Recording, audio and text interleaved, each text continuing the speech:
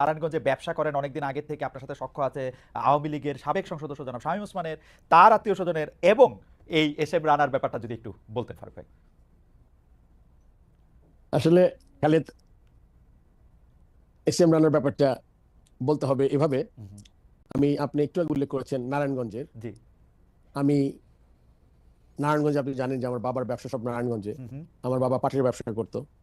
এই S M রানার ছেলেটা আসলে তার শীতলক্ষা বলে এক ক্লাব আছে, সে নারায়ণগঞ্জ ডিএস এর সদস্য ছিল। সে নারায়ণগঞ্জ ক্লাবের ভাইস প্রেসিডেন্ট ছিল। আমার বাবা যেহেতু পাটের ব্যবসা করতেন, আমাদের শীতলক্ষাতে বেশ কিছু জমি ছিল যখন গোডাউন ছিল পাটের।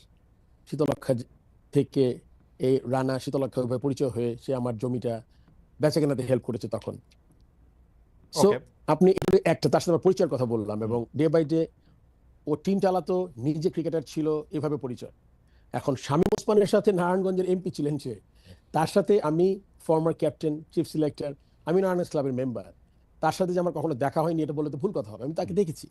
কিন্তু আপনার সখ্যতা, তার সাথে সম্পর্ক, এগুলো কখনোই ছিল না।